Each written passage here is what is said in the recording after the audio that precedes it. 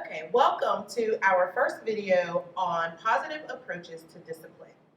And I wanted to share with you ladies about Krista being labeled again. What happened was, Krista is generally viewed as challenging and disruptive because she asks a lot of questions about what's happening to her.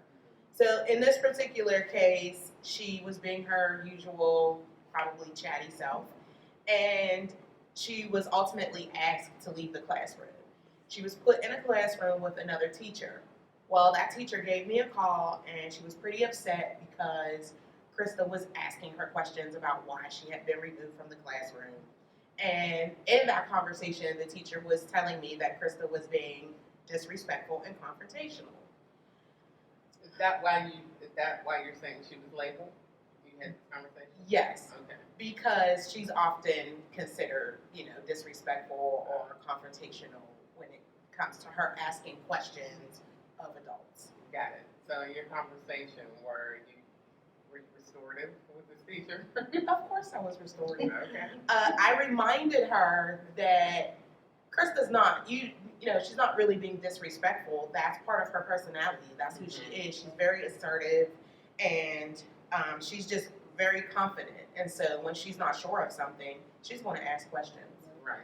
It's interesting you said reminded too, because I know we talk a lot about how important it is to make those relationships and connections at the start of the year. You always talk about how you go in and introduce yourself and get to know the teachers and let them know about Krista's personality too. So I think that's an important point as well too, is that it starts at the beginning of the school year, not when an issue comes up. So right.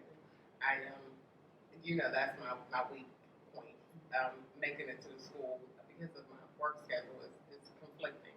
So I oftentimes share with other parents that even if you can't make it in, you should still find some way to reach out to the teacher to be able to have that dialogue and what to expect from your child. Either you can text them or send an email, but I personally use Class Dojo.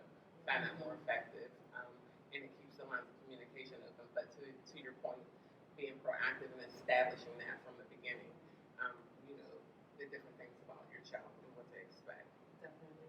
So I use Class Dojo. I rely on it actually pretty heavily too, to sort of maintain those relationships. But I understand that it is very important that in the beginning you let your children's teachers understand their strengths and their weaknesses, and that for example, I let Krista's teachers know that she has a lot going on academically. Right. She does a lot, of extracurricular stuff. She's very athletic and she plays sports. So if there's a particular day that she seems a little cranky, then it's probably because she's a little tired. And so I take that opportunity to remind the teachers of that whenever there is a conflict. And then I also, at home, I share with Krista,